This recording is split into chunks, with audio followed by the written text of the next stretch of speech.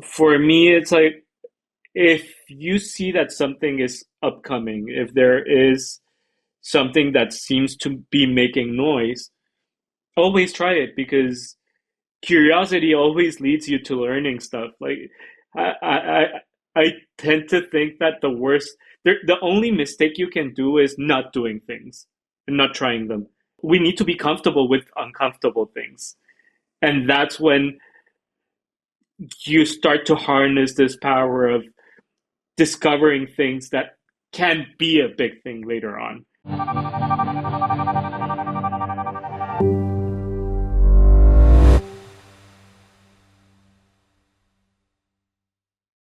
Derek, thanks for coming on and discussing your story today. It's your story is one of huge inspiration for me, especially with regards to how such a new technology has positively influenced your life.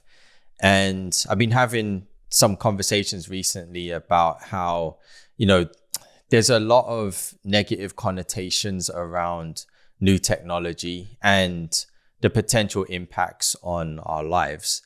And there's also this sort of conversation about barrier of entry and perhaps like a lack of information out there. And specifically with regard to NFTs and Web3, we all know the negative headlines that are out there. But I think in our day to day and our conversations, we actually see and witness a lot of positivity of how this new technology is positively impacting the lives of artists and creators such as yourself.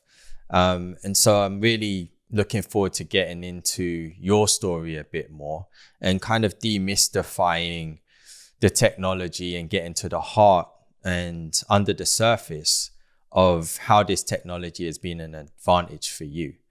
So I'd love to just first of all dig into how NFTs and they have become kind of like a 4-letter word recently, but how NFTs have positively impacted you potentially in ways that other technologies haven't, but also technology as a whole. Like how has evolving technology throughout your life as an artist impacted you to become the artist that you are today? I think I have to start from the beginning, ever since I was a kid, I've loved technology. I've always been a geek. I remember asking my parents for a laptop when they actually came out. It was like this massive vial, and I was just super excited about it. And I would play around with hardware, and I would install programs, and I would like do everything I could. And little by little, that love for computers and technology just started to evolve along the years. And I would buy like from video game consoles to try different softwares on the computer to try, I don't know, like everything that just came out. It was just like, I used to have the nickname of Inspector Gadget because I would always have like the latest gadgets. I just found it like incredible because I come thankfully from a generation where computers were very clunky and big. And my first computer was an IBM. So that's how old this was. I used to have the Oregon Trail floppies and, like all that stuff. And then to like the dial-up modems and the AOL CDs that used to be in Walmart and all that stuff. So really nostalgic memories, all the way to today where we have AI and blockchain, right? So I think it's a blessing because you learn to appreciate all the changes that have happened. And for me, it's just like nearly a miracle because I even remember like I from the floppy disk to now having, I don't know, like 1 terabyte on the tip of your finger. It's crazy. Like I understand the implications of that. So now moving on to NFTs, I think that it's a very, how can I put it? Hmm. a beautiful parallel because as an artist, there are so many struggles and so many gates and so many limitations that you have to overcome, right? And not only personal, but also as a business, but also as a student, but also as a professional. And it's just like this constant battle of like pushing through walls to make it work. And well, for me, art has had a it has played a significant part of my life because I am on the spectrum and I have ADHD. So for me, art has always been the way that I could channel a lot of these things that were really hard and are still very hard for me to communicate and explain. And even though right now you and I can have this really good conversation, it took many years of work and progress of learning how to be more eloquent and how to be able to structure more my ideas and communicate them more effectively. But on hindsight, like that also helped me become a better artist because the better I was at creating images, the better I could channel that, right? And I think that coming back to what we were talking about, the evolution of technology, Instagram was one of my, no, actually, no, I'm lying. Facebook was probably the first social media platform where I was sharing my work. And it was obviously between friends and everything, but it was really cool because like my own friends would see what I was working on and they would reply and comment and like, and you know how the dynamic goes.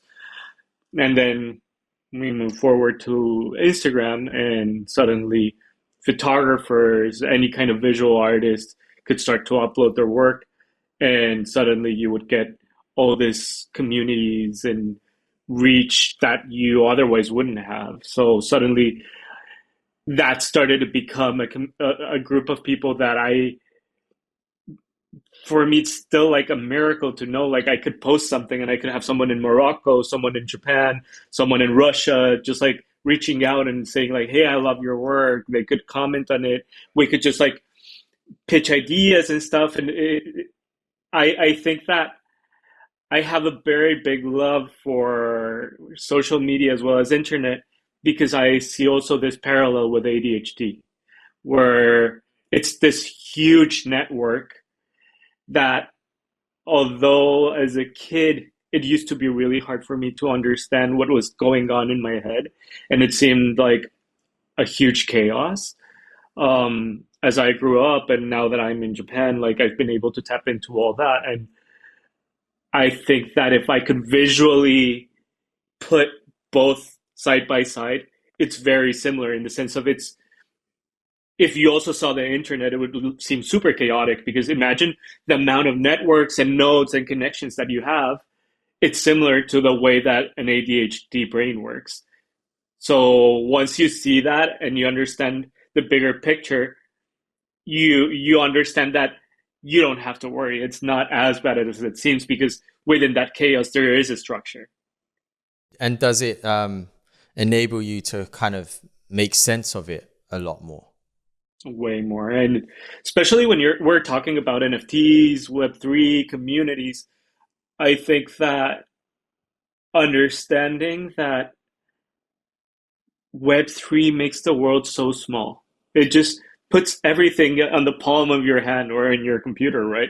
You're able to just message someone from across the world like what we're doing right now.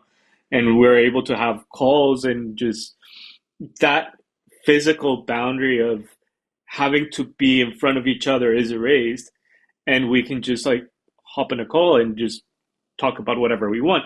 And as an artist, it's the same thing. Like when I made a photo, let's say, and if I wanted to show it to other people, before all this, it would be really complicated. Like I would only be able to reach whoever is on my neighborhood or maybe on my state, and you would have to get the approvals of galleries, and you would have to like set an exhibition, and there's so much work that would have to be done in order to have a minimal amount of reach and even like it would only be here. But when you think about obviously a global community and where you can literally just click post and suddenly that gets sent to everybody, understanding that the power that that has, and understanding that if you, yeah, it does take a lot of work to build a community. It does take years of building, years of being open, of putting yourself out there, of being out of your comfort zone. In my case, like again, for me, it's really hard sometimes to talk, and I had to learn how to proactively put myself out there and build an audience and better myself, not only as an artist, but as a person, as a communicator. Um, Once you start to break all those walls, suddenly you find this beautiful freedom, because the the biggest desire of an artist is to put everything out there for others to see, right? So suddenly this starts to happen, and you start to find people who resonate very deeply what you're creating. Right. And so, yeah, take me back to the moment where you actually did discover Web3 and NFTs. Like, what was life looking like for you at the time? And how did it kind of help you with your art and your creativity and provide opportunity for you? It's a bit of a wild story. So oof, let's start from where I decided to like turn around and focus on art. Um, as a teenager, I think the most important moment in my life was when my father passed away. And unfortunately, that was obviously really, really tough. It led me to a very dark place in my life. And that made me fall into very deep depression. I felt like I'd had like this muddy gray layer on my eyes where everything was terrible, everything was sad, everything was depressive.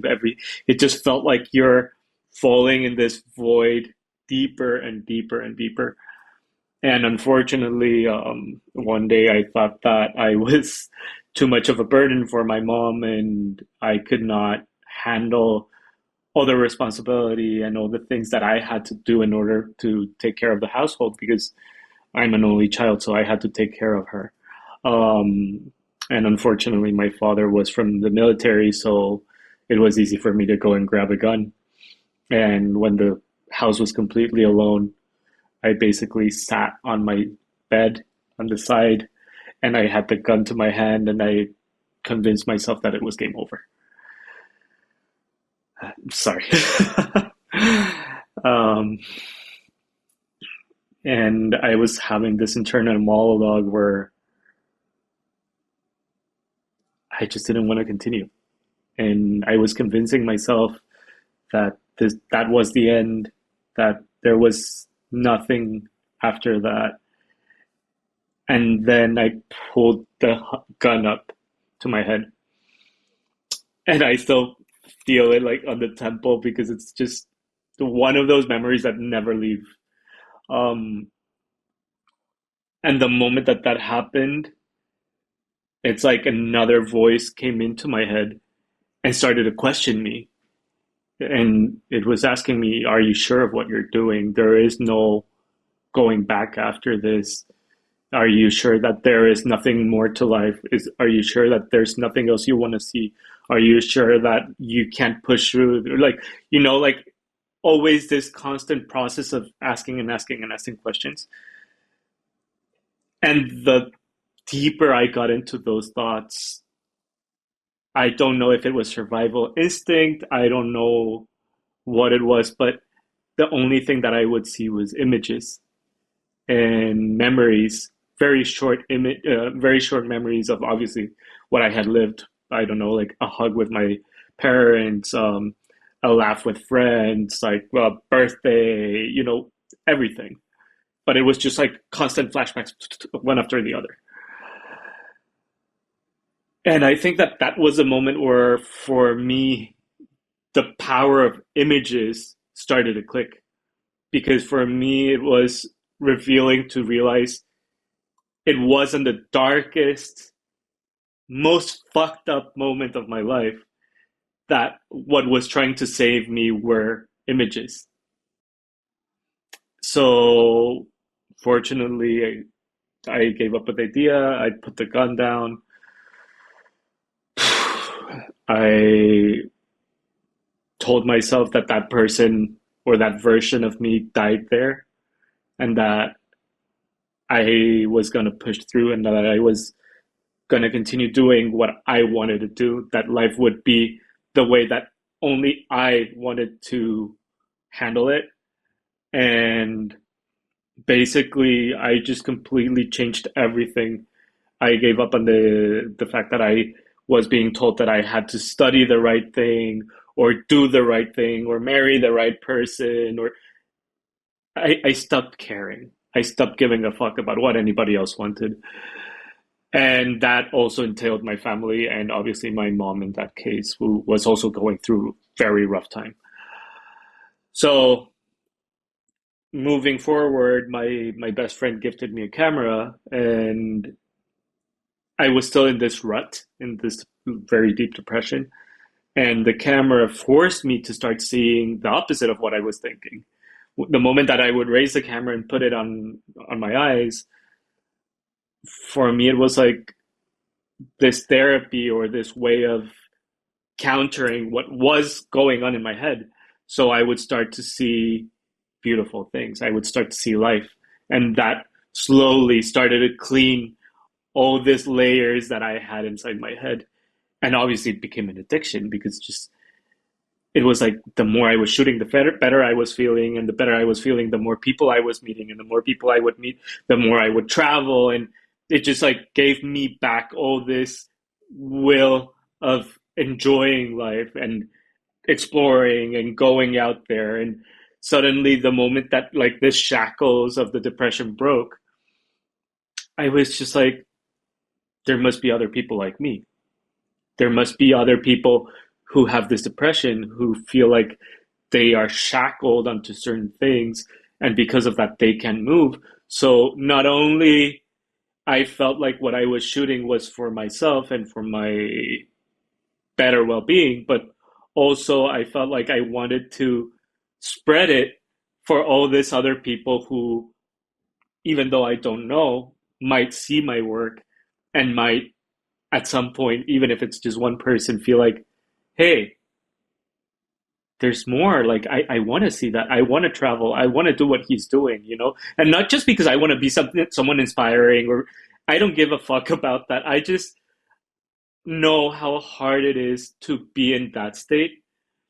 And hopefully through what I'm doing, I can help others to break out, because it's not even that hard. It's just art. It's just channeling. It's just being able to sublime all that stuff that you have and turn it into something beautiful, turn it into something that makes you want to feel alive.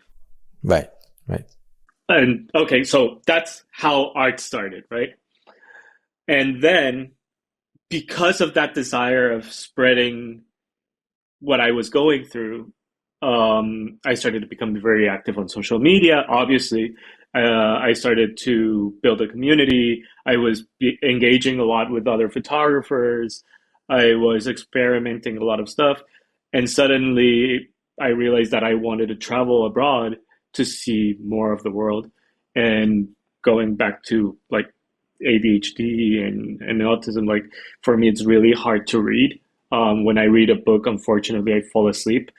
The I don't know what it is. I wish I weren't like this, but it's like the amount of brain power and effort that it takes for me to sit down and focus on a book is really, really, really tough.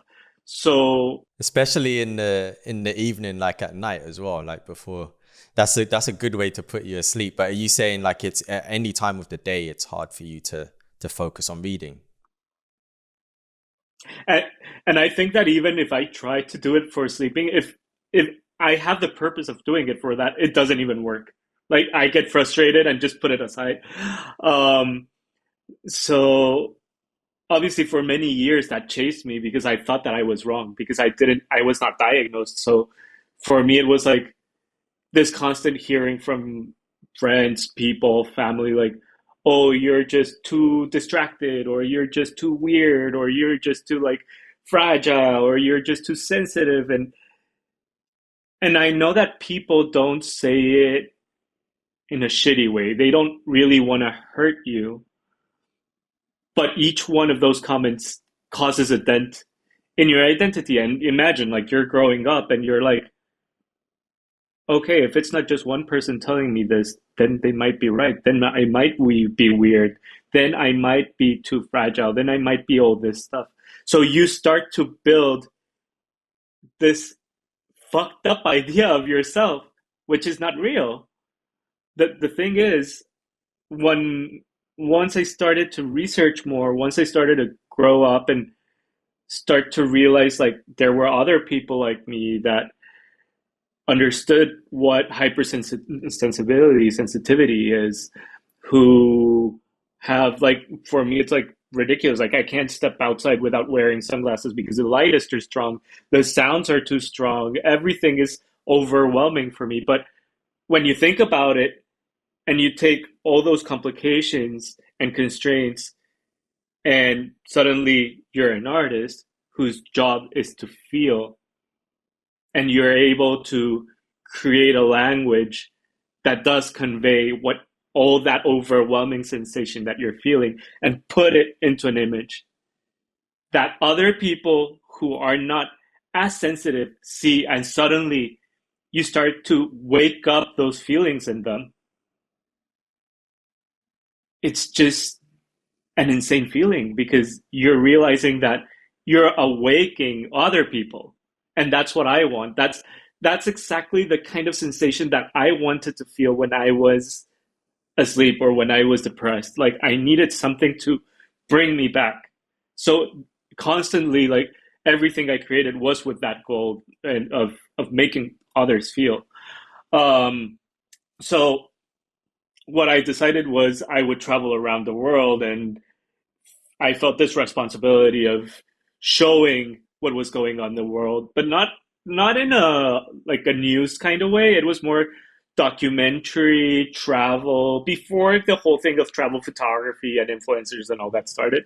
But through the COVID experience, or was this before COVID actually hit? This was before COVID. I started before COVID, so I would do like trips to Morocco. I went to Paris. I went to like many places. And I would go back to Mexico like constantly. It was just like back and forth. And so what I would do was, because this was while I was in college, I would study for 6 months, and while I was studying, I would also work. And it's funny because like my work was basically um, there was film photography class in college, and I realized that it was really hard to get all the equipment for the class for the students, obviously. So I found an opportunity there. So I would wake up at 2 a.m. in the morning, go to downtown, source all the materials, go to college, and on my phone I would be handling like all the logistics to deliver to everybody that needed it. And while I was in the classroom, like all the teachers knew that I was under a scholarship and knew my economic situation. So they were very supportive about it, even though it was a little annoying for them because obviously like I was interrupting, but they would allow me to go out of the class, deliver, and come back, and I would just constantly be doing that kind of stuff.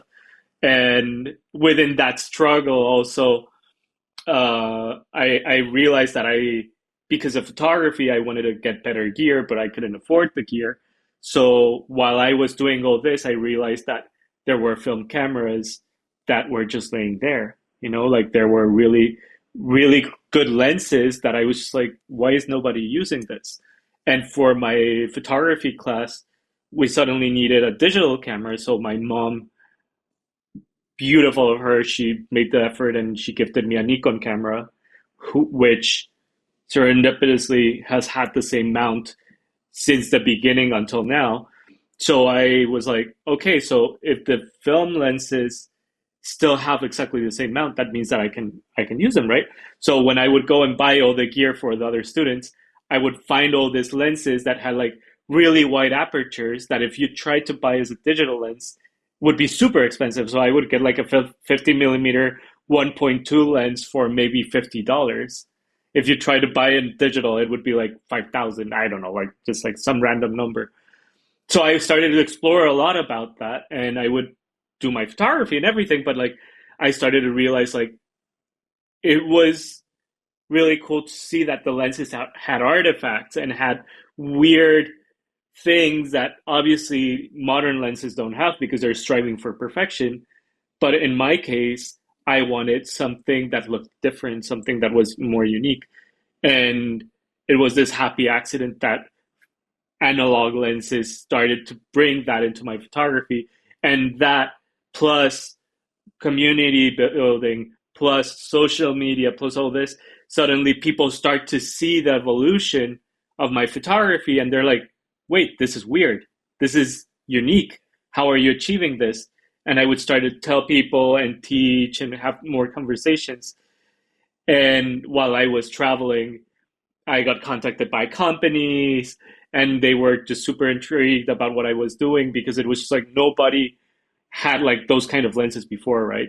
So it was just finding a way to connect all these dots that seemed like at first a way to adapt and survive and make things work. But if you're able to find where they interconnect and put them all together into a bundle and suddenly push, you realize that that is what only you can do because it depends on your context, right? So that style of photography would not only be as strong if I didn't have like all the other community building, or if I didn't have like the film photography knowledge, or if I didn't have like this suicidal episode in my life. Like all this put together, and suddenly that is you as an artist, or in that case, myself, right? So fast forward to COVID, I had one of those trips that I was programming, and COVID was still a flu in China. Like we didn't know what it was. So I started traveling and I went Japan, Thailand, Vietnam, Laos, Cambodia, Myanmar. And when I was in India, COVID got really bad because basically what I was doing was COVID, let's say, started here. And every time it would get closer to the country that I was at, I would just fly to the next one and the next one and the next one, trying to flee from it and still like keep on doing my photography work. But obviously, like when I was in India, the government was just like, we don't know how to handle the situation. It's really bad. And the only way that we're going to let you out of here is if you fly back home. So I tried to book my flight, and unfortunately, the bank system was not working during the pandemic. So I had to trade my lens with another photographer for a ticket to go back. He got it at 50% discount, so lucky him. You just did what you had to do to get out, really. Yeah. What do you do? You know, like I've always thought like the biggest blessing that I've had is touching rock bottom. You know, like I know what the worst situation in my life has been. So from there, it's only up, you know, like maybe sometimes you lose money, sometimes you lose to someone that you love, sometimes, but life continues. You know, for me, it was like I had already lost everything. I had already lost my own life. Like that's the most valuable thing that I could have. Money doesn't matter. Nothing else matters. Like if you lose your life, you're done. So for me, it was just, there's nothing to lose. And that has been my motto like ever since. Like I don't have anything else to lose, but I have everything to win. So yeah, like I gave him the lens. He booked the flight, and the flight was India, Japan, United States, Mexico. And while I was in Japan for a 2 hour take layover connection, um, everybody shut their borders, and I ended up stuck in Japan. So you can imagine, like the airport was complete chaos. Everybody was trying to explain the situation, and fortunately enough, I had visa on arrival, so I just like went through. It was like I was told that it would only last 2 weeks, so it was like okay, a small vacation in Japan is not that bad. It's fine. Fortunately, I found a hostel that was open, so I booked the 2 weeks. Everything was fine. Japan was actually beautiful because they didn't really acknowledge that COVID was such a big thing as it really was because they had the Olympics happening. So they were trying to make people feel safe. Like okay about it. Exactly, to push through because they had the contract and they had everything. So they really didn't want to cancel what was going on. So after those 2 weeks, they acknowledged that COVID was happening. The proper lockdowns happened. They said that the Olympics were only going to be live streamed and stuff. And while I was at the hostel, I remember the moment that those news hit, I called the manager and it was like, we have a situation here because I cannot leave. So the manager was super kind and he told me we actually by for this like I was the only guest in the whole hostel. So everyone else they were able to leave, and you're the only one that pretty much got stuck there. So because other countries were still doing like how do you call it? Not humanitarian flights from time to time, but Mexico didn't, and I wasn't able to even communicate with the embassy, so it was a huge mess. Um, so the manager of the hostel told me we already thought about your situation and we got in contact with the owners of the chain and we want you to know that you're safe, you're fine, don't worry about anything. We know also that because I had already become quite a friend with the staff and everything. As a good Mexican, I chat a lot with people. Um, but I did mention that my money was running out because I had been backpacking for a very long time. So they told me, what we can do for you is look at your balance and you decide how much you can pay. And if it's $1, it's $1. Like we are not going to judge you. It's completely fine. We cannot do it for free, but whatever you want to pay is okay. So I ended up paying like nothing. It was just crazy. Um, and just a little bit, I mean. Um, but that just kept on extending and extending and extending because, it was just like first they said it was going to be 1 month and then they said it's 2, 3, 4. Yeah, a couple of weeks, 2 months. Yeah. So I ended up becoming really good friends with the people from the staff and they would lend me their bicycles. So I would go around the city and just like try to figure stuff out. And they would teach me a little bit of Japanese, a little bit about the culture. And suddenly within all of that, like I was still being very active on Instagram. So I started to post all my stories and document what was going on because I was like, people need to see this. So when the moment people saw that I was struggling, the moment that all these people that had appreciated my work before realized how real the situation was, they started to ask me for the address of the hostel and they would ship me groceries, they would ship me medicine, anything that I needed. Like they were just asking me, what do you want? What do you need? What are you okay? So I would suddenly get calls from the lobby of the hostel, and they were like, "Hey, another box arrived for you, and another box, and another box." And for me, it was crazy because I reached the point where before all this, the manager of the hostel spoke with the convenience store manager, and in Japan they have a law where they have to throw away the food at a certain time. So before that going actually bad, they would call each other and I would go and pick up the food from the trash and put it in the refrigerator. And that's how I was able to survive. So the moment that I started to post all that, this beautiful outpour of humanity started to happen and people were starting to donate me stuff so that I could eat. So it was just crazy because I remember the first boxes, someone shipped me like chicken and different ingredients to make like Mexican food. So what I did was cook for the staff and I a Mexican dish so that they could also enjoy. And I would share that also with my followers and stuff. So what I want to end up saying is technology that can obviously have a good and a bad side. And I think that life is like that. Everything is like that. Everything has the good and the bad. And obviously, it's easier to look at the negative side because media tends to push what's the most dramatic. But or engaging, which again, it's obviously the negative side.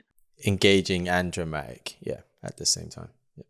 And as a Mexican, I know about drama, so um, but when you understand that it's all a matter of perspective and it's all a matter of how you use it, then things change, right? Because for me, it was a way to have an outlet. It was a way to find people. It was a way to talk to people.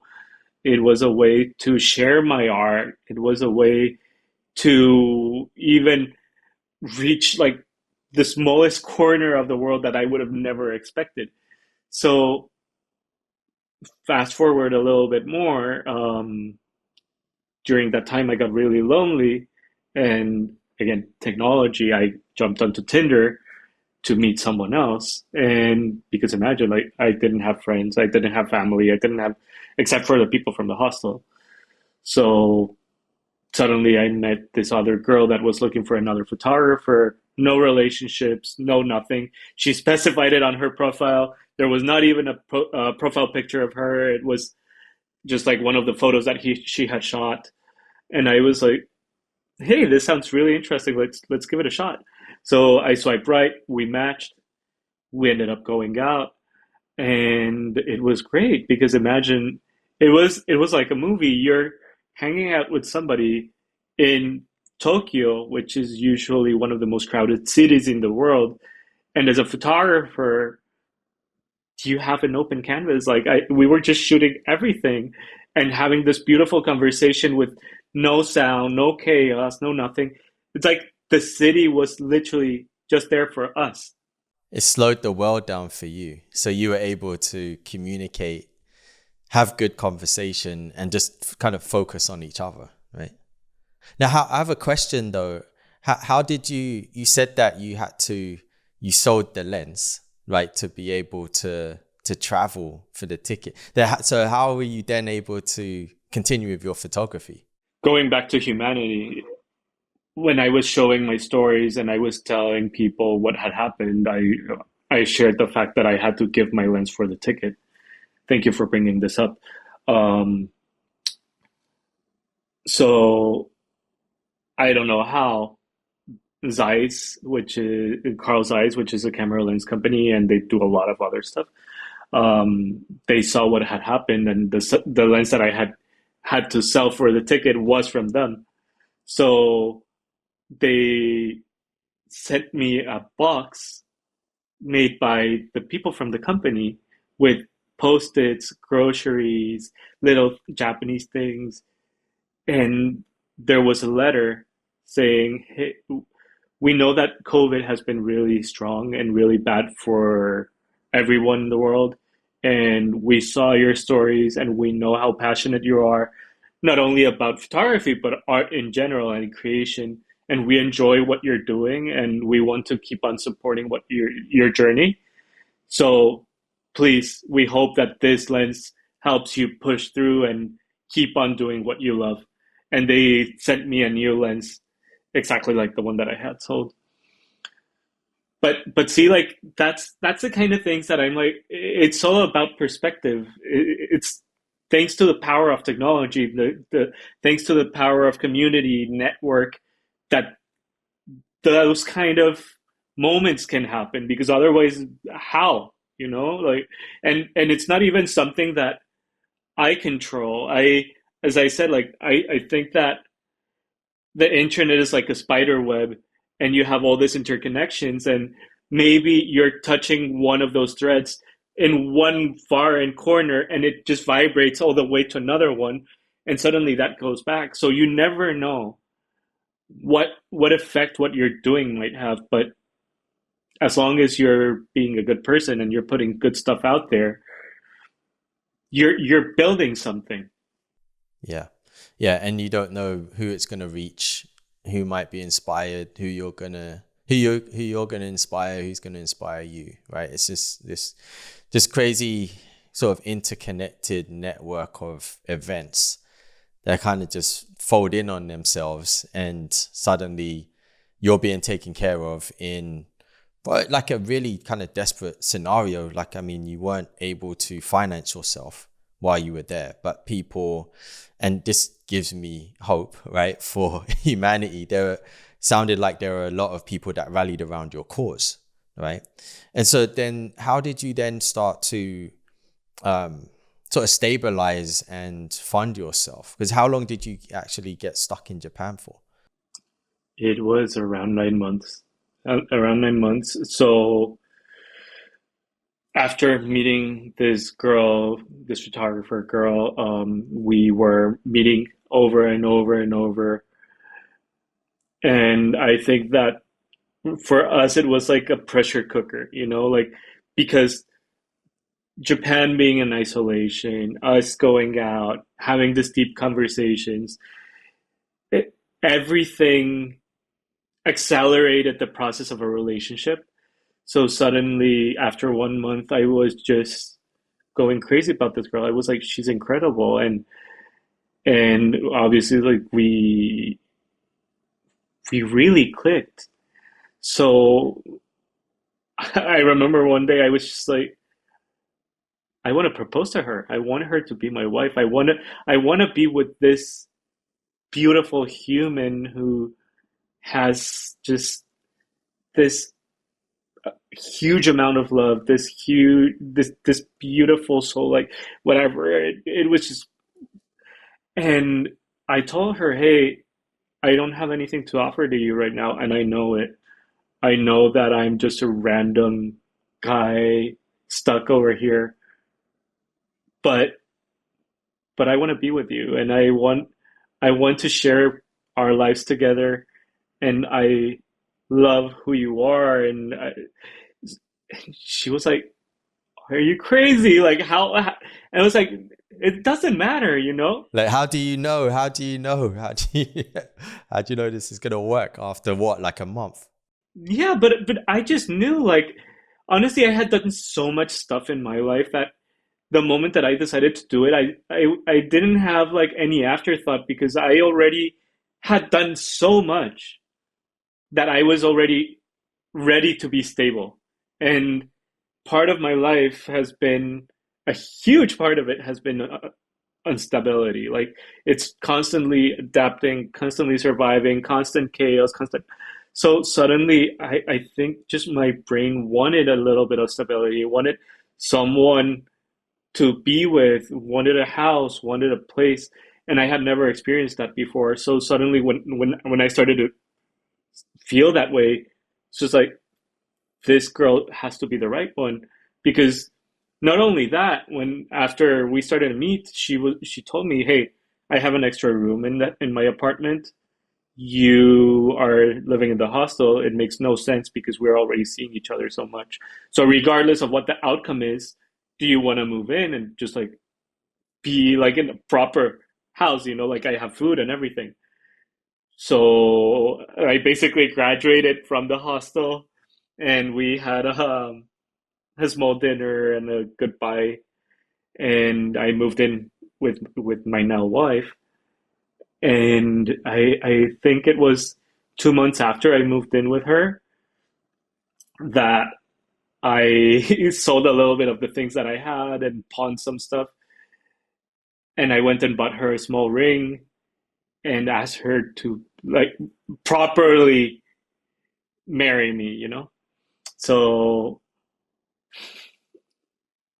I for me, just I jokingly say that I was like a stray dog and she adopted me. And because when you find a stray dog, the process is you normally take them to the hospital, you take care of them, you feed them, you take them to get groomed and everything. And that was basically what she did for me. Like, well, not exactly, but she took care of me. We went to buy new clothes because all my anyone that's a backpacker will understand. Like, my clothes were all ripped, like not ripped, but like they were broken and they were worn down, and that I was like a mess, and I was not eating well, and like there were a lot of issues, and I was also like a little bit sick. So she took care of that. And in my mind, I was like, what else do you want from another person? Like, she's beautiful, she's kind, she's smart. She's, what else are you gonna look for in life?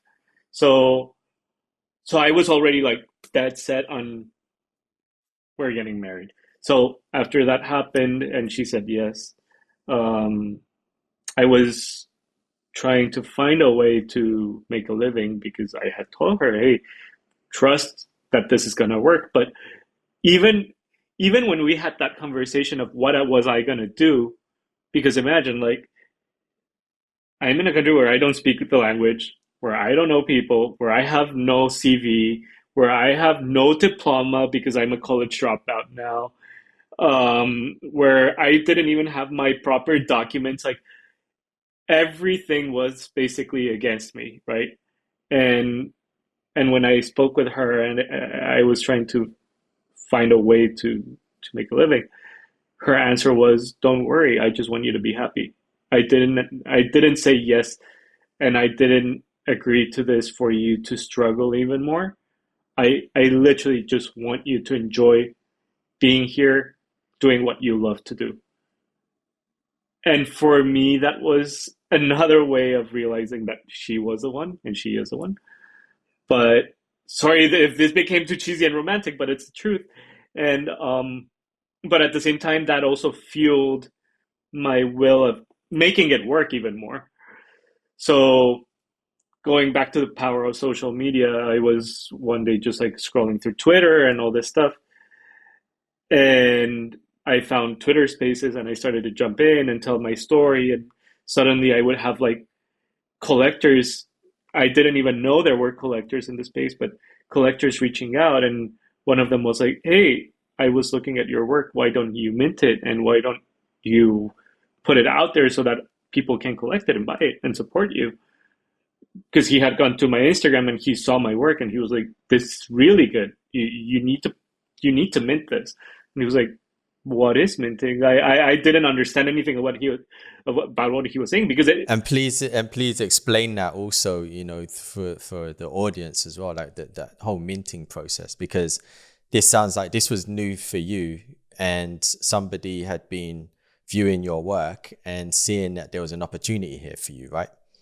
so essentially minting is storing your artwork in the blockchain, right?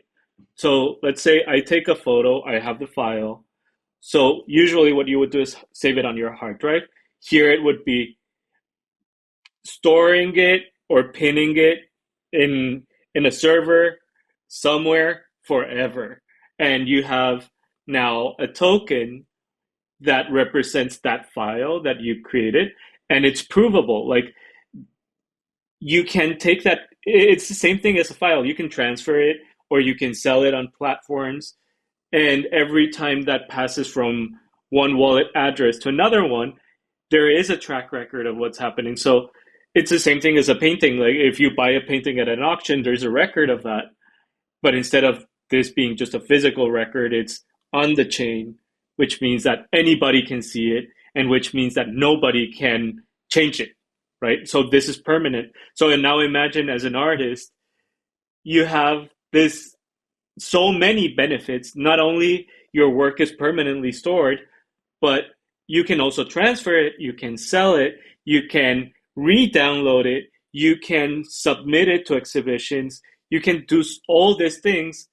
And right now, I know that this is still very nascent. I know that there have been a couple of years of people knowing about NFTs, but let's say this becomes more mainstream. As an artist, like I know how hard it is to send your work to a place. If I were a painter, I would have to ship it, insure it. It's just such a huge mess and expensive. Now imagine that I actually have an exhibition in Korea in 2 days. I literally just sent them the links to the NFT and they just download it and it's done. They put it on the screens and it's already And it's up. and it's up. Like it's that easy. And I know, like, yeah, the technological explanation of what blockchain is overwhelming and it's really complicated, and even I don't really understand it, and I don't think you really need to understand it. It's like an iPhone. You don't need to understand the blueprint or Which is the beauty. right. Yeah, you shouldn't have to really understand the mechanics of how it truly works under the hood. But I think because you were introduced to it at such an early stage, you have the benefit of understanding it maybe more than what you kind of need to. Exactly. And I think that's also the beauty of it. Once you start to use it, you start to realize the power that it has. And therefore, some people, depending on the person, they might dig more into the technology if that's what they like, or they might just stay with the fact that they can just sell their work or store it or make whatever use they want of it. But for me, it's like if you see that something is upcoming, if there is something that seems to be making noise, always try it because curiosity always leads you to learning stuff. Like I I I tend to think that the only mistake you can do is not doing things and not trying them. Because if you do, it's a lesson, right? Like maybe someone that doesn't know what an NFT is, they can try and it doesn't work and they figure it out and stuff. And that was already the learning process. And the reality is we need to be uncomfortable. We need to be comfortable with uncomfortable things. And that's when you start to harness this power of discovering things that can be a big thing later on. And objectively speaking, you're a designer and an artist. I am as well. We understand all the hurdles that we have to go through in order for someone to break out to become somebody. So when you start to use and leverage the power of blockchain, the power of community building, the power of Web3, you get to meet great people like we did, right? Like I would have never, or maybe I would have, but it would be very random. I would have never met you in real life because it would have had to be a very small chance of me flying to where you are and for some random reason you being on the same place and we having a conversation. That just, it's too hard. But Web3 makes the world so small and also narrows our interest so much to what we truly enjoy that it's really easy to pick, hey, this other guy, this other girl, this other da da da da, they like the same thing. And it's easy to make a conversation with that. Yeah, because you're in this sort of area of the internet where there is already a common ground of interest where it's, you're starting conversation around something that the person on the other side of the profile picture or whatever it might be has a similar interest or similar understanding, right? And you're all trying to amplify positively, for the most part, right? What this technology can do.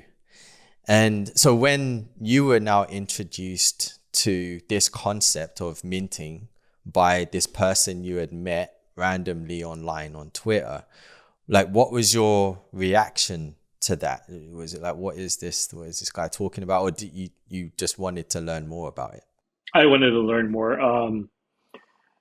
At first, it was obviously the typical skepticism about crypto because I think that media has really done a good job at giving it a bad reputation, which I unfortunately believed, and I shouldn't have. Um,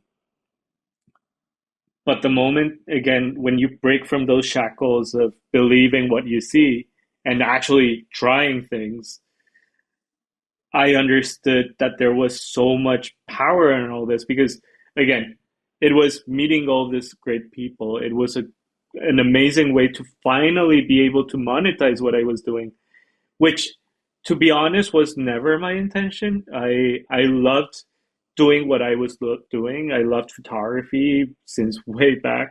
So it's not like I ever did photography for a living because even I was convinced that being a photographer was not a way that I could make a living because that's obviously what everybody convinces you of. Or an artist in general. So many people told me to just become a doctor or a lawyer, some kind of safe profession. Same standard professions that your friends, well, your family sometimes can pressure you. I mean, I didn't have that pressure, but it's very common. that your closest people to you try to steer you away from creativity. Yeah, and it's not like they have bad intentions or anything. It's the opposite, that they want you to struggle the least. And to be honest, I did struggle a lot, and I think designers and artists struggle a lot, which is unfortunate because we're trying to bring out humanness. We're trying to make people feel. We're trying to show the beauty of life, right? And suddenly that becomes really complicated, and it's not that supported. So I understand why a lot of people feel very frustrated because, again, like I was on the same spot, and I still am in some way. But going back to NFTs, suddenly I would start to mint my work. I would start to have a few people collecting it. I would start to get to talk to artists that I admired. And it was just like one DM away. And for me, that opened all the doors because I was just so, I understood the implications that it had to try this new thing.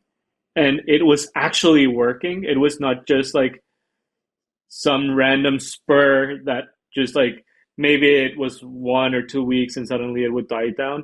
People were actually engaging with it. It was this like snowball effect, like one after the other, and it would just become bigger. And as much as it went well, also suddenly there was a huge market crash. And what I had made in sales suddenly was worth 50% less.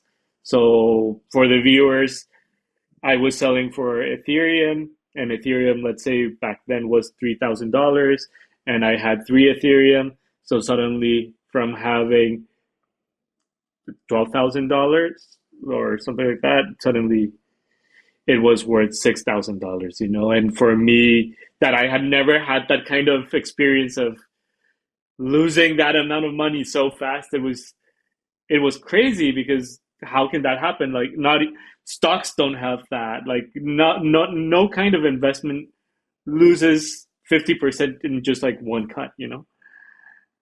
But that also taught me to have a more long-term perspective, because I realized that crypto is a way to hedge from real life money. Like, all the governments are always trying to do things that are not in the best interest of the countries. And as a Mexican, I've seen it a lot. Like, we suffered corruption, we suffered a lot of blackmail, we suffered a lot of things.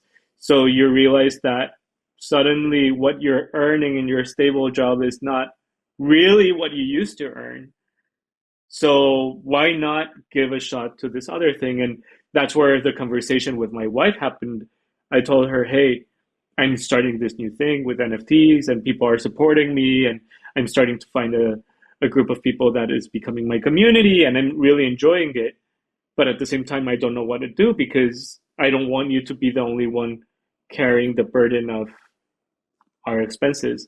Because what you were doing had a large degree of volatility.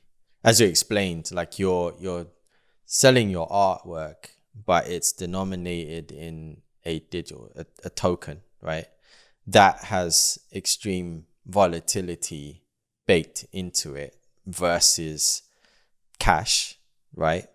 It's a completely other episode in terms of, yes, but the volatility is a positive aspect, right, of Ethereum, Bitcoin, crypto in general, right? Versus storing cash, which actually depreciates in value over time. Won't get into that on this episode, but that's pretty much the concept of why you were doing this and why you chose to stay with Ethereum and the native token to, in terms of what you were selling your artwork for. And so how did you navigate that conversation with your wife? How did she react to that?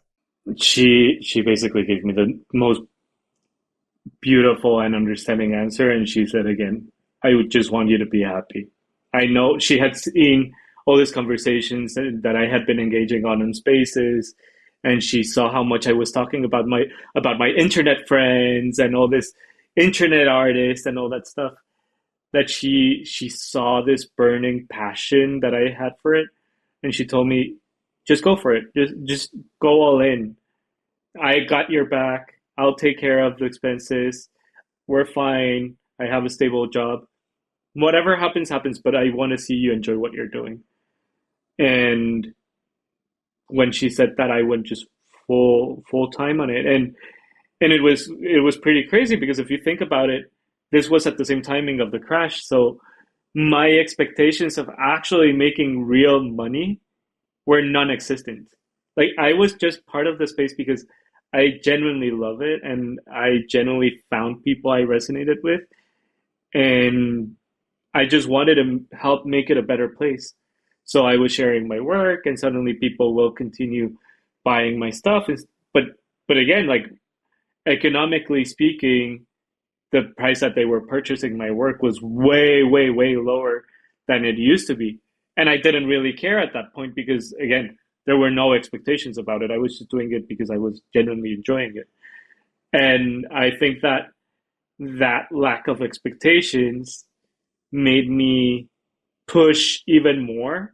And meeting all these great people motivated me to become even better artists. So suddenly I started to level up on what I was doing and becoming a better photographer, doing more video work, becoming learning about cinema, researching and stuff. And I was not only experimenting on the art side, but finding ways to communicate effectively what I was creating and my future projects. And I think that all that trained me into understanding what an artist is, because I never used to say that I was an artist. I used to say that I did photography, or I used to say that I was a designer, but like I understood what being an artist entailed because I have a lot of like very successful artist friends. So I know how hard it is. And I believe that once I took this seriously and I started to do it full time, I learned that I had to learn how to talk. I learned how to create a statement, how to have a proper concept, how to submit work, how to network with other kinds of people that I had never spoken to, learn about other mediums, how to, there's like so many things. Public speaking was something that I had never done before. I had to learn how to do that. So for me, it was just like this great school that I really needed.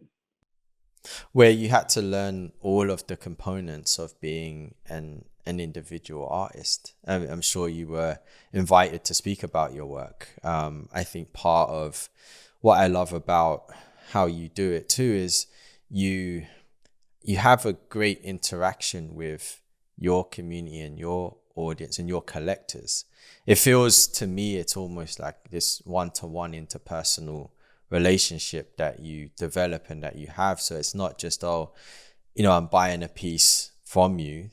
You go out of your way to make sure that you speak to the collector, that you understand what their desires are, and you learn a bit more about them as an individual when it comes to creating artwork for anyone that has shown interest, right? And we can get a little bit more into your process of how you do all of this as well, because I think that's really interesting as at the same time. But just to sort of pause here for a second, because there is a lot of misunderstanding about NFTs and Web3, and I think just new technology in general. There's a lot happening right now for everybody, and there's a lot of newness and change that's happening in our society, especially for creatives such as ourselves.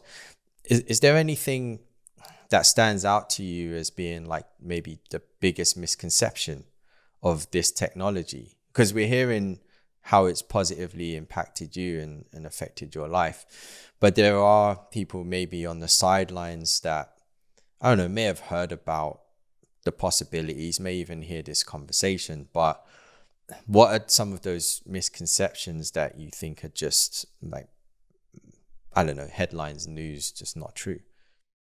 It's funny because one of my best friends, he also studied with me in college, and he's extremely talented. And we have very different aesthetics, but again, he's super talented. And unfortunately, for him, it's really hard to find an audience, right? And I know that on media they were pushing a lot about all the PFPs and all this like super speculative NFTs, and they ingrained in people that trying all that was a scam and that people were gonna lose money and all this kind of stuff. And I think you have two very different worlds within NFTs. You have gamblers, speculators, traders, and all that. And then you have this other smaller world, which is people who appreciate art, who are trying to connect with all these people, who are trying to build this new way, because so for example, I traveled to Art Basel this year, and you can see the traditional gallery model is not working. There's a lot of very important galleries that are already shutting down because they realize that it doesn't work. Like generations are changing and their taste is changing, and you cannot keep up trying to push the same model over and over and over.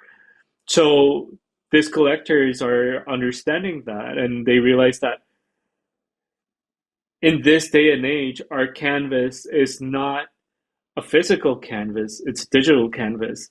The place where we're seeing everything is a screen. Our call right now is going through a screen. Our interactions are through a screen. Like probably like I don't know, like 80%, 70% of what we're doing during the day is through a screen. So if you think about it, why wouldn't digital art make sense, right? Why wouldn't digital assets make sense? And I do like to explain it this way. I think that the software is already here. We have blockchain, we have the technology to enable digital assets to exist, but the hardware isn't here yet. In the sense of, I believe that maybe 10 years down the road, or maybe less with AI right now, but once glasses have integrated augmented reality, once we don't need this massive VR goggles to actually visualize our digital assets, once I'm sitting down with a friend of mine and I can just like tap and show him the latest video, the latest 3D piece, the latest whatever that I collected, just sitting in front of each other, then it'll make sense, right? Because then you can share it. Otherwise, for now, it's just between us and Twitter, just like sharing the files and like having our small like metaverse galleries and stuff. But that's how everything started. Like think about I think about Web3 as San Francisco when it started. Like people were in their garage, they were building stuff with the most rudimentary tools, like because they believed in what they were doing. And Web3 is the same thing. Like NFTs started trading on Excel sheets, and everything was like you would transfer money to some random stranger across the world, trusting that that random stranger would. Yeah, there's a lot of trust going on, which is, if you think about it in the real world, it's funny that I say the real world because I do this so much. But in real life, one of the hardest things to build is trust. And on Web3, basically being part of the right communities gives you trust. Like you already know that whoever is part of it is trusted. So you can send $1,000, $2,000, $3,000, knowing that they're a friend and that they will send it back because there's reputation in the middle, and people don't want to break that. Yeah, yeah. I think it's such a great thing because there's this thought of community, like you said, and the trust aspect being woven in because of the reputation that most people have spent a long time building, and not wanting to foolishly erase that reputation by doing a silly move, right? Like by, not like your example, not sending you the money back if you loan someone money or whatever it might be. So I think that's a really important aspect of this too. And potentially, maybe it's not a misconception that I think there are positive and negative byproducts of any technology. We're talking about a lot of positive byproducts of what your story, and there's many others that have really beautiful stories in the space. And there's also the sort of the negative side of it, and we've all seen it. And I think that a lot of that stuff makes the headlines, and that can kind of put a haze over people's eyes and ideas around, what actually is going on here and what exists. But I think generally over time, we will see the fruits of, everybody's labor. And it was funny because a few weeks ago, I went to Toledo to the art exhibition, and to be able to see all of these digital assets that we've spent all of our time over the last few years, like you were saying, sharing them on the timeline on X, and being very passionate about the artist and the art on a very small screen on our mobile phone, or if we're using our desktops or whatever to view as well. But then to be able to walk into the museum and see it up in a gallery space, and it was a really forward-looking exhibition and moment in time, and surreal at the same time, because wow, this is actually being taken seriously outside of the kind of Web3 community that we're in. And not that it requires that validation to be in a museum, but it was just really special to see it in a physical space. And I just really enjoyed that, and kind of took the time to absorb that moment, to see it in the physical. And I love your idea about talking about the glasses, when you can then see the artwork that you've created, that you've collected, that you love in your physical space. And I think that is the evolution. It's the merger of the two. It's the merger of the digital space and the physical space. And everything that you are now able to prove ownership of in its digital form, you'll now be able to enjoy and see in a new unique way in your environment, and blend the two worlds kind of seamlessly. However long that takes, I don't know, but I just related to that time when I was in the museum and just thinking, wow, wouldn't it be great? Well, it was great to sort of see it in the physical, but wouldn't it be great to be able to integrate everything together and then enjoy this in whatever space you want to enjoy it in, and share it with people around you, And I think that it's pretty obvious for anyone that has a pretty good understanding of technology and where things are going. If you think about it this way, internet faded the lines of our physical distance, right? They brought us together and we can have these conversations.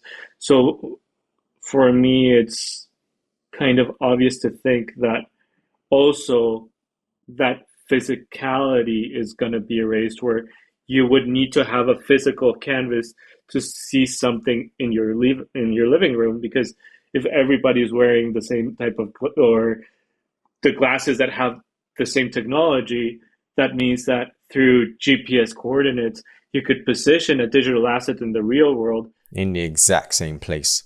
Exactly. Even though I took my glasses off, yeah, obviously this way I cannot see it. But the moment that I put them back on and it detects that it's the same GPS coordinates, everybody that's in the same space is going to see it. And I I love to think that that also challenges our idea of reality, because we tend to think that only those things that are tangible are real. But crypto's not tangible, and it's money, right? It's worth something. So when you hear people saying, "Oh, Bitcoin is not tangible, it's not a real coin," it's like, well, if I showed you how much it's selling for and like all these facts, you tell me if it isn't, you know? And I think that all these people coping and giving excuses and trying to convince other people of not moving forward, it's sad because they don't really understand what they're even talking about. Like they're just so convinced and dead set on their ideas that sadly it's like the rotten apple just rotting the one surrounding them. And for me, like the moment that I got into Web3, that was another very positive effect. Meeting people like you and other good friends of mine who have a different mindset, who understand things differently, and who research, who want to understand what is true and what isn't. And it even changed the way I think and I act and the perspective that I have in the long term for everything. Yeah, yeah. Um, we touched on your work, right? But I want to just dig into that a little bit more because the work that you create is very unique. When I'm scrolling on the timeline, I'm like, oh, I know that. Before I even see your name, I know that's a piece that you've created. And that comes from a lot of time and dedication, right? You've been doing this for a while and you've developed a style.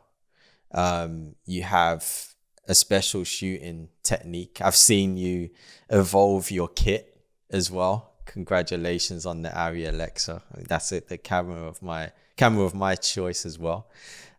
So I love to see the evolution over time of how your equipment has developed and The bolstered baby. out. There it is. There she is. Love it. Love it. So you've been putting that to good use. But you mentioned earlier in the conversation about your sensitivity towards light, and that when you go outside, you need to wear sunglasses to protect yourself from that oversensitivity. And I've also read that you've and heard you speak about this, that you choose to shoot at night. And I'd love to understand, like, what is it besides that hypersensitivity? What is it about night that you gravitate towards? And what does that provide you emotionally for your work? And I am going to actually bring up a piece because this was one of the first pieces I saw of yours as well. Could you just talk about like what inspired this and why you choose to shoot at night, outside of your hypersensitivity? One of the things that I usually get asked is what camera am I shooting with? What lens am I using? And obviously, I know that for photographers, that's a great conversation started. Everybody wants to know about it. And obviously, yeah, gear is sexy.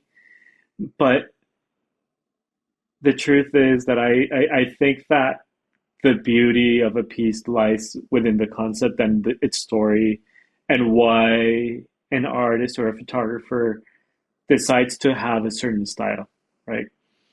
So this piece comes from back from COVID when I was in the hostel and I had been for a couple of months completely alone. So one day I was under the bed and it was raining and I looked outside the window and I saw the Tokyo cityscape. And as it was raining, I realized that the drops of water were creating this overlay on top of the Tokyo cityscape, right? And internally, I was feeling nostalgic. I was feeling sad. I was feeling alone. I was feeling hopeful. Like there were so many emotions going on. So, in this introspective moment, I started to realize, hey, these raindrops actually look like what I'm feeling. This layer that's happening, it's similar to when we were talking about me being depressed, right? That I had a gray, muddy layer on top of everything that I was thinking. Now, instead of that, it was just this nostalgia. It was this isolation, this melancholy, and I think that the job that all artists have is creating a language, a visual language, or whatever they're creating on. There has to be. I don't want to see I don't want to say a style, because I think that a style reduces the language to only an aesthetic output. It doesn't necessarily talk about the concept of why it looks that way. So when you create a language, I'm talking about, how does your sadness look like? How does your joy look that like? How does your fear look like? How does, like, how do all these emotions look like? How do your memories look like?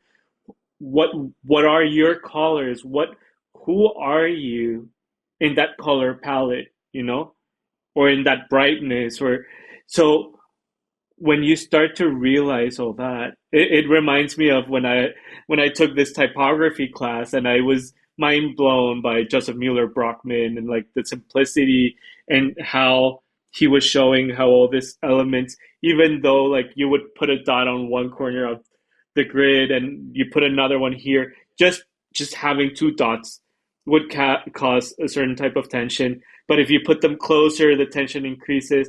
But you separate them, like, you start to realize that all these elements have so much weight into the final piece, that you become really, really thoughtful about what you put into it or what you remove.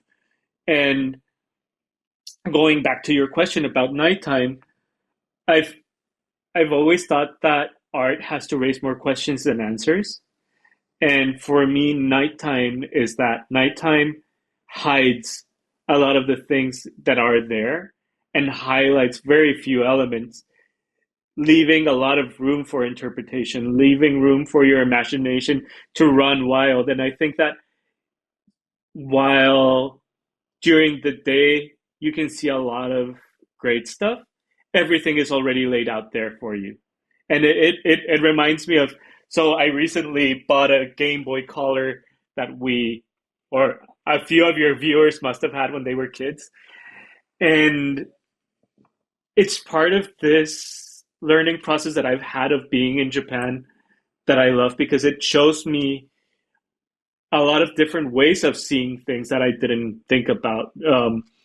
So, for example, the Game Boy, now that I'm playing it, like, not only the nostalgic element of like literally just being able to turn this on, and who doesn't recognize that, Who doesn't have beautiful memories from that? And it's so simple. Or the sounds, everything. The sounds, like the experience of the clunky buttons, that everything about it is just so deeply ingrained in our brains.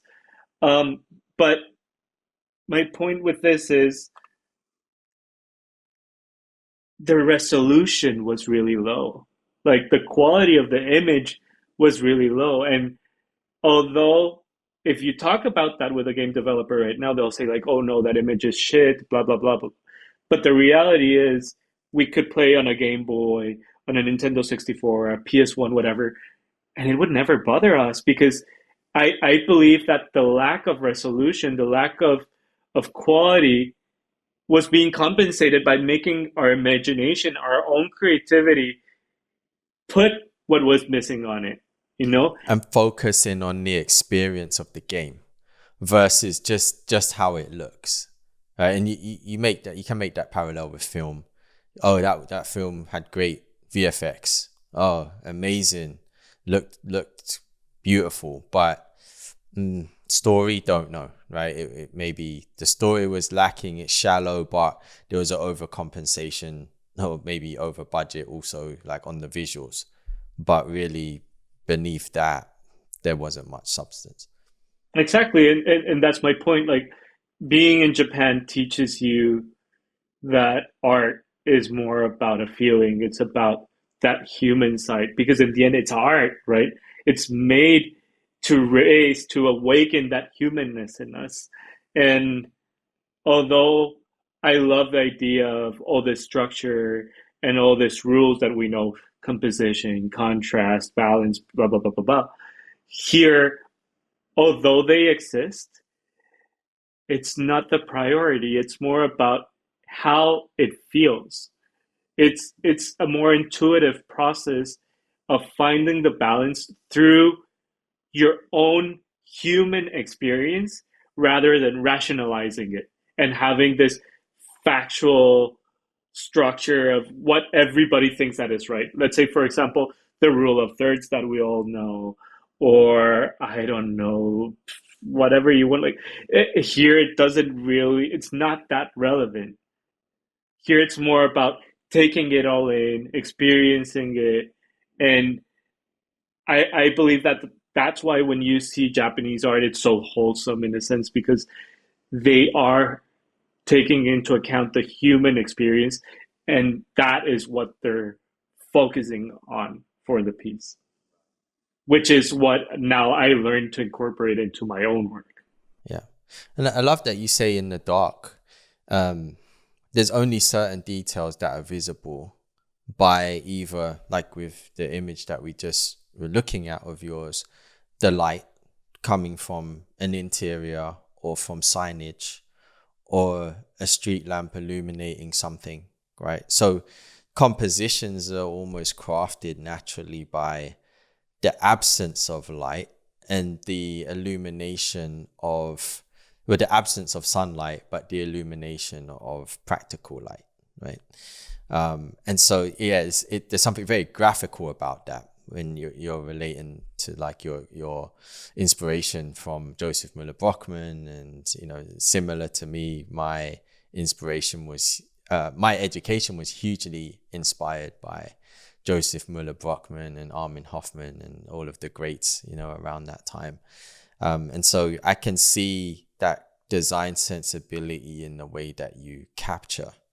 But now we have this added element of time, because you don't only do static imagery, you do motion too. And it's funny, like I think about the work that you have, and we'll bring one up in a second, but you shoot high speed, so the image is often slowed down a lot. And then I draw that parallel with like the internet right now, and our daily lives is so fast, and we feel like we have to keep up, and we're scrolling very quickly. Only certain things may grab your attention, and you have this way of like kind of slowing people down, because to look at a piece of motion work that you produce, your motion art pieces, you have to kind of take time to see what's happening in the scene. It's a triptych, which we can get into, like what that is and what your inspiration is for that. But yeah, you have this really clever way of slowing time down in this busy lifestyle or busy space of internet, social media, scrolling, right? Yeah, I'm just going to also bring up this piece because I want to focus on this for a second too. Another one of my favorites here. With this, like I would like to talk about like why the 3 segments, why the haiku. It's really interesting because like everything was during this very serendipitous process of number one, the evolution from photography to video happened because I do have a very big love for cinema, and I always wanted to do cinematography, but I didn't go to film school. And you know how people are, that they say that because you didn't go and study a certain thing, then you cannot become that thing, which right now we know that it's absolute bullshit because you can go on YouTube and learn whatever you want to do, right? There's the internet and you can dig whatever you want and learn. So while I was stuck, I was in a country that I didn't understand. I needed a way to understand my surroundings, and I didn't realize it, but for me, photography was so powerful and so part of my own life and my process of understanding things, that the way that my brain recognizes and processes and understands my surroundings is through a photograph, right? Through an image. Not only through what I see, but I need to capture it to make it real. So I would go around Tokyo and I would take snippets of things that captured my attention that I wanted to understand. So I ended up with an archival of a bunch of moments that I later on would look through. And because the speed of time was too fast, it took a lot of work for me to run through all of them and understand what was going on. So that was when I started to realize, hey, I should slow this down, which is similar to the process that your brain understands any kind of information. When you see something and you want to understand it, you go closer to it or you slow it down. That's what I wanted to do, right? So I started to shoot all the snippets in a in a slower pace. And suddenly, while I was at the hostel, one of the people from the staff saw that, and they were mind blown because it was like, "Hey, this is beautiful." And I was, because of cinema. I don't know if you remember, but when they do the, how you call this, the style shots where you show stills of the movie, you usually stack different scenes one on top of the of each other. So I wanted my photos to feel like a movie, so I would stack them one on top of the other, and I started to explore that with video, and suddenly the guy from the staff was like, "Hey, this is really interesting because it reminds me of a haiku." And he started to teach me what a haiku was. And part of the structure of a haiku is 17 syllables in 3 lines. So I found this parallel of the triptych that I was doing. So I started to reduce and make this constraints of, oh, these moments could only last 17 seconds, which was equivalent for the 17 syllables.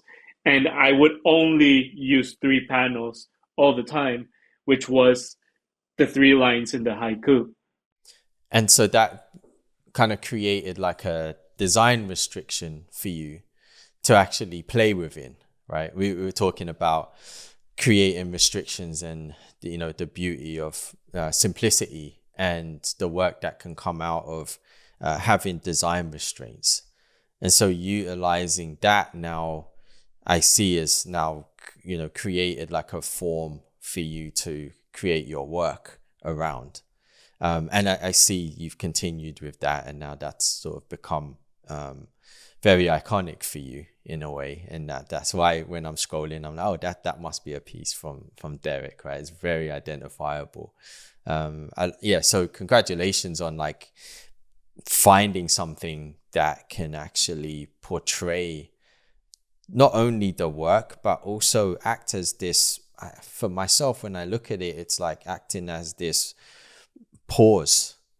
And I just imagine this, like we were saying before, having this work in your space, whether that's through, you know, AR glasses or whatever, or if you know, finally put this on a screen in your home or a gallery, there's very mesmerizing components to what you're creating. And I'm sure there's a story behind every location that you actually visit and decide to put up in one of your pieces. With the rise of AI and this creative process just speeding up so much, um, artists like myself who have a very physical element to their work, with time will become rarer and rarer, because it's the same thing that we were talking about, convenience, right? Like, how much convenience is positive and when does it just become a negative, right? Does it actually enhance our creativity, or does it cripple it? Because then people stop thinking, and when you stop thinking, then you become lazy, and some people say it, and I believe that it's true, that creativity is a muscle. You have to constantly be exercising your creativity and exploring and doing things in order for it to become better, and you have better ideas and everything. So I'm not saying that AI is bad. I'm just saying that it this constraints that you put on yourself are there for a certain reason, like the compositional rules that we were talking about, the rule of thirds and all that. Even though right now I break it a lot and I enjoy doing like Dutch angles and like crazy shit that are completely out of everything. You saw the other photos that before we were having this call, like it's completely out of all the rules that should be, but it makes sense because I know those restrictions. I know the rules and I know now how to break them. So going back to the inspiration and everything, like part of the reason why that happened was because as a kid, I was labeled as a hyperactive, as the guy that needed Ritalin and Adderall and all this stuff. Fortunately, my family didn't agree and they didn't give it to me. Um, but I have this clear memory that seeing water flow, the fire burning, or the fish in an aquarium moving, like all these patterns were mesmerizing, and that effect of something mesmerizing stayed within me. And when I started to create all these pieces, I wanted to recreate not necessarily visually what an aquarium looks like, but that feeling, that sensation of what is the effect that looking at it have on you. And that's why you see that these pieces end up being loops, and that it's like very specific things that I capture because it is something that can be repetitive and that you can stare at all day and it doesn't tire you. And would you say that that's how you want people to feel when they view your work? Because I did, I wrote it down. It's like, you describe your body of work as like an invitation to reflect, right? An invitation to go inward on, like, not just like what we're seeing, but what deserves our attention. And I liken that back to like the busy street or the busy night scene. It's like just what deserves your attention. And so is that what you want viewers of your work to feel? It's like this slowdown of time, but like this really invitation to reflect on, like, this deserves my attention at this moment in time. It's something so obvious when I think about it because if you think about it, when was the last time that you enjoyed just standing still and seeing the snowfall? You know? What was the last moment that you were just staring at the rain? Like, remember when you were a kid and you used to do that? And everything was mesmerizing and everything was interesting. And also, it's part of the human process. As you age, time becomes faster. And when you're a kid, it's slower and everything is grander and everything is more mesmerizing. So for me, it's this invitation of not only what deserves our attention, but also what are you giving that energy, that, how can I put it, that importance in your life to? Like, do the things that you think are so important are actually that important? Or is being present in the moment, enjoying what you're doing, more important, right? Because in the end, a lot of the things that we end up getting caught on are just ideas we have in our head. They're not real. We're anxious about all this news that are happening in the media. We're anxious about what's happening on the other side of the world. We're anxious about what's happening with our neighbors. We're anxious about the economy, about the wars, and I'm not saying that that's bad because you understand that that is happening, but at the same time, are you living your life? Are you enjoying your life? Because I do believe that you have a certain amount of energy that you use for everything you do.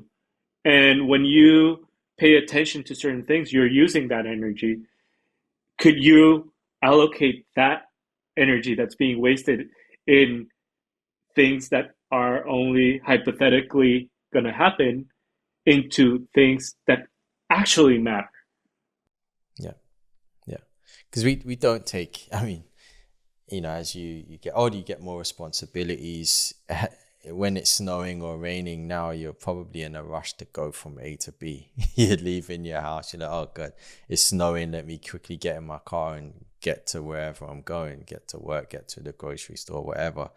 But yeah, I think it's cool that your 17-second loops, if it kind of forces you to at least take, even if you watch one loop, 17 seconds to just sit down for a second and see what's happening in this image, right? So, yeah, thank you for kind of doing that and having that kind of philosophy in there, because it does cause you to slow down and stop for a minute. And yeah, it's just conceptually why I say congratulations in that, because I know how hard it is to find a structure or a concept or a sort of visual container for the work that you're creating. Like as a designer, we can sit there for hours and hours to try and, rationalize what we're making. Like, and there always has to be a why. I think like good design, when you boil it down to its most simplest form, there's always should be a reason and always should be a concept in what we create. At least that's how my sort of training has been. And you can design through form, and you could easily look at one of your pieces and be like, oh, that's a cool photo. And this individual, this artist, knows composition really well. And oh, cool, it's in there's 3 panels. Great. But I just really love getting into the details of like why you created that, and to hear it's not just form, but there's a really deep concept behind it. Even if you think about it, like it goes so deep that, as I mentioned, like ADHD plays a very strong part also in the concept, because the fact of having 3 moments running in parallel is how an ADHD brain works. You're thinking about you're thinking about all these moments happening exactly at the same time, and when you go back to the 3 panels, it's exactly that. That's how my brain works. And funnily enough, even though it seems like it doesn't make sense, it actually makes sense. Mm-hmm. And now you said that you mentioned AI, and one of your most recent collections does incorporate AI into your work. I'm assuming there is no AI in your photography and some of these triptychs, right, that we've looked at. But your recent collection did. What was the reason to now incorporate AI into this collection specifically, and what were you trying to explore there? It started as a happy accident because in this process of understanding everything that's going on in my head, suddenly I started a journal with ChatGPT and I started to have these conversations. And it reminded me of Her, the movie, because suddenly, not necessarily because of AI, but I have a very deep love for computers. Like all my life has been computers. Like a lot of the things that I have done has been through them, and I've spent countless amount of hours between installing stuff, breaking them, modifying them, blah blah blah. That you even get emotional attachment to them. And then suddenly you bring AI into play, and there are certain things that I don't really want to discuss with other people. I want to keep a little bit private, or that I want to break down. So I just journal them, and I journal emotions, and I spoke about identity. I spoke about my situation here. I spoke a lot about feelings, everything, memories. And suddenly within those conversations, I started to notice that there were certain patterns about things that I was seeing and saying. And I asked ChatGPT to start narrowing those patterns and we could catalog them. So imagine that you have emotions, right? You could say this is fear, this is joy, this is confusion. Da, da, da, da, da, da, da. In this case, it was more about how could I visually interpret those results.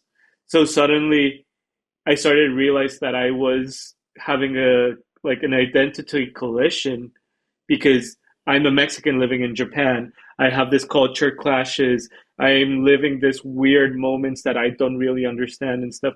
But I'm learning about Japanese history, their mythology, their stuff. And I come from Mexico that has a bunch of cultural background. So I'm in these two countries that are just a melting pot of culture. And I'm learning about that and suddenly being able to take those both worlds and merge them together. If I wanted to actually make a body of work about that, the way that I wanted to do it, it would be extremely complicated and it would probably take me years. But suddenly, having AI there, I started to realize all these things. And I also remember on parallel, I had a health issue where I got a very big cyst on one of my eyes, which is the one that I used to shoot.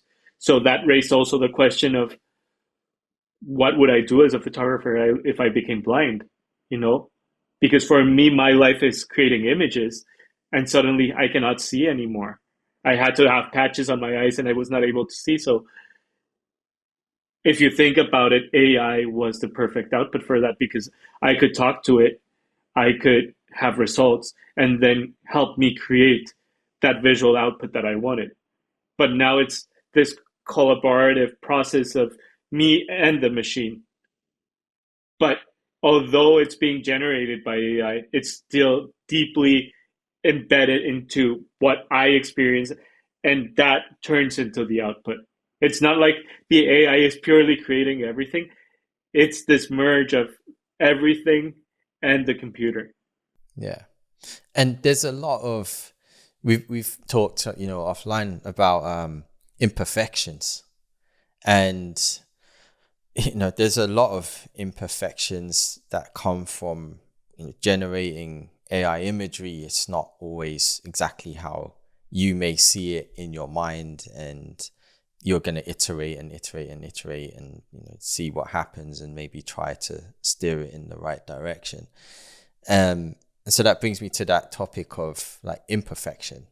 And how do you embrace imperfection in your work, or do you try to be like the perfectionist? And then especially with your recent project, Wabi Sabi Syntax, like how is that dynamic then with AI as well? Like the imperfections from AI and the imperfections of your own work, embracing or throwing things away. Like how did that sort of play out for you? So there's a lot of bullet points to why this happened. One of them is this process of self acceptance of both, again, ADHD and autism. It's something that a lot of people label as imperfections. And I had to understand that those imperfections made me who I am. And those imperfections are also, everybody has their own imperfections, and that's why people are unique. And then when you think about art, art is human, and therefore art is imperfect. And those imperfections also make the piece beautiful because then we can resonate with it because there are certain parts of us that we can reflect and see in the piece, right? So when I was discussing about the project with Alejandro Cartagena, um, we were we were having this conversation about the title and how would we handle the collection and everything. And I came up with the idea of wabi-sabi syntax because, as we know, wabi-sabi is the beauty of imperfections and embracing them.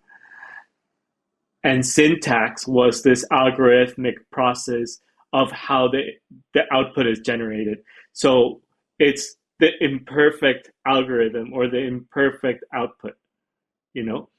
And as we know, like computers, cameras, everything in technology always strives to become perfect.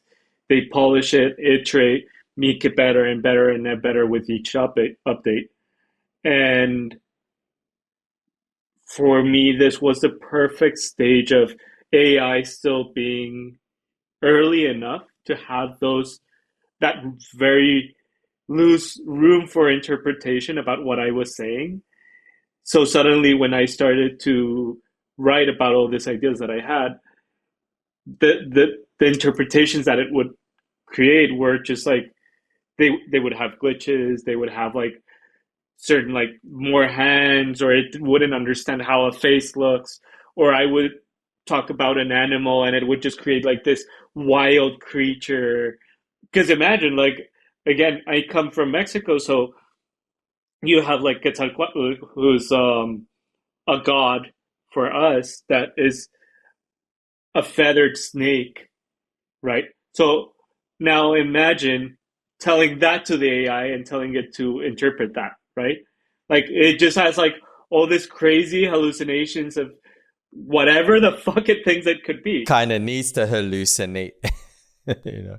Exactly, exactly. It just starts tripping. And for me, it was like, obviously, and that's where I think the training comes in, where you know where the threshold exists of how much is good in that room for interpretation and how much is just like complete rubbish, you know?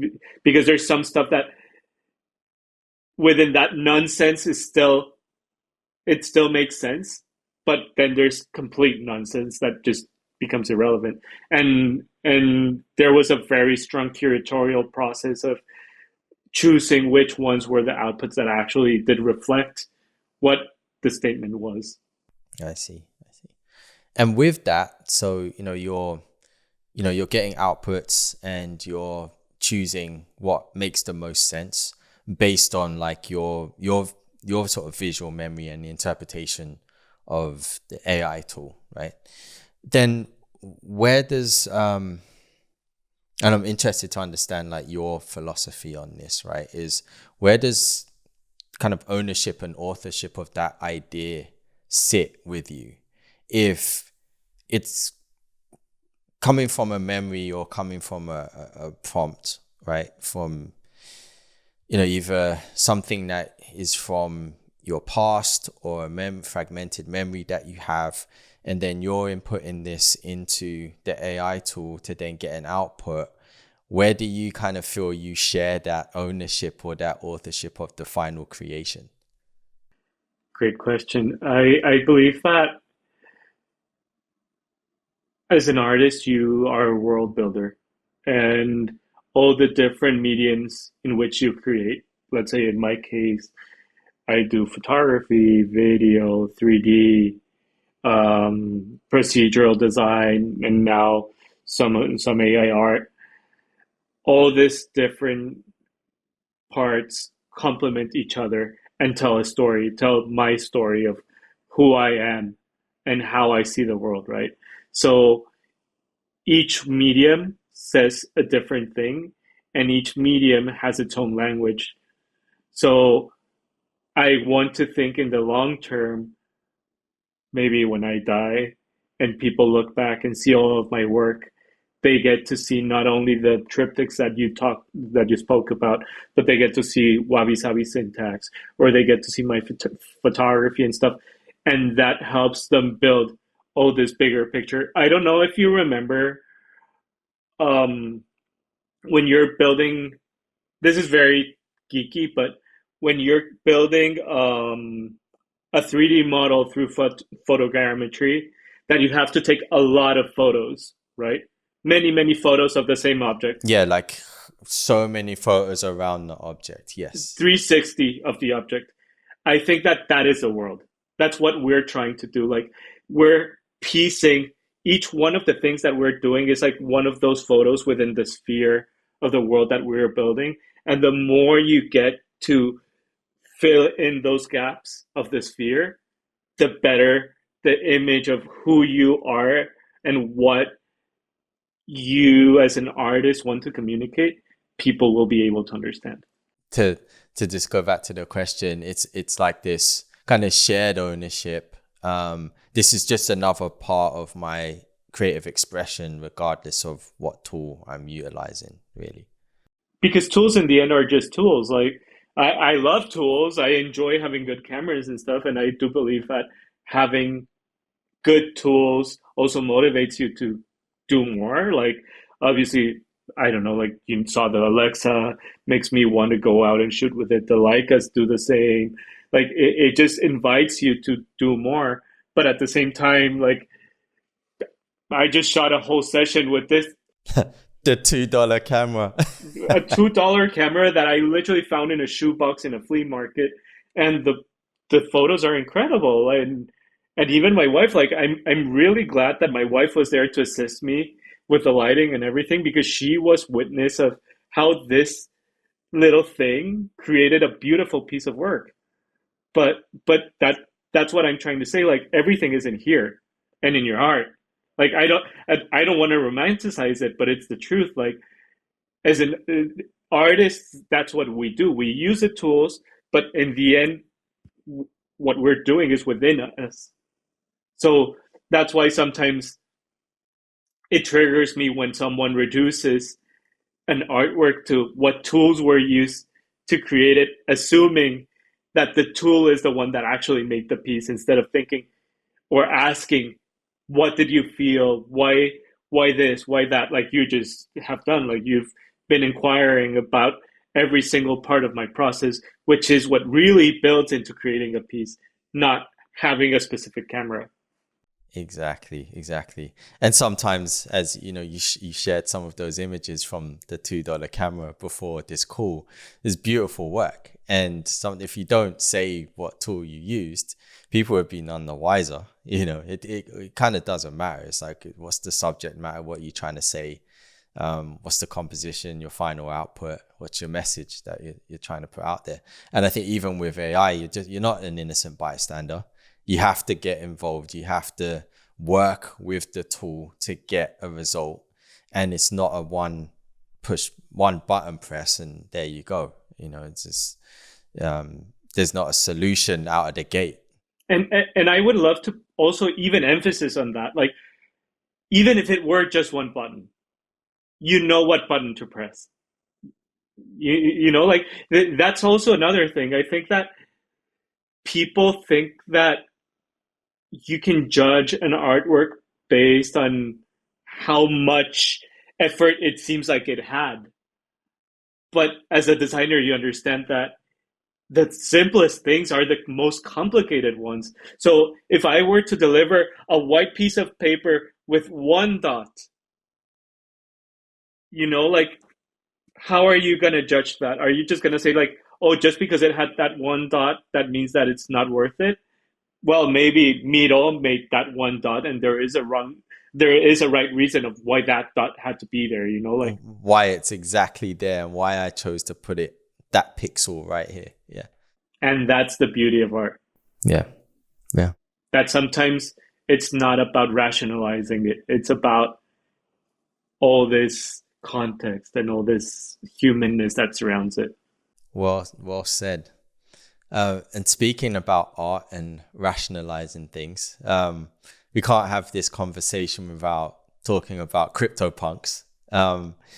I first heard your story on Max's podcast. Shout out to Max and Punkcast. That was a huge reason why I even wanted to acquire a punk. Just learning about all of the individuals that were behind the CryptoPunk.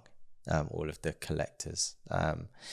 That was a while ago, that interview, and you did express what the CryptoPunks community meant to you. You're still here. That's great. Speaks volumes. What's changed? Has anything changed? What do punks mean to you now? I want to preface a little bit about what punks are because I don't know if your listeners know, but punks are basically the pillar collection for NFTs. I think that it's the first collection that ever existed of NFTs, and if not, the most important one. And I remember ever since I got into Web3 and NFTs, CryptoPunks have always been the goal for anybody that collects NFTs. Um, and for me, that was the case. I obviously never imagined that I would be able to afford one because they're expensive, very expensive. But but I think that good things have a price, and sometimes you have to pay the price if you want to be if you want to have it, right? Um, so after a few years of selling my artwork and being part of the community and everything, I suddenly realized that I could afford having a punk. And I discussed it with my wife and I told her, hey, do you think that this is okay? Because obviously this is a both this is a decision of both of us, right? And she said, you know what you're doing, you know what you believe in. I trust you, you do whatever you think is right. And I was like, I don't I don't trust myself. That's why I'm asking you. but but the truth is I had met so many CryptoPunks along the way and so many of them were my collectors and still are my collectors. And I also thought that if my vision is a long-term vision, I wanted to have skin in the game and not only prove myself but prove to everybody else that I believe in Web3.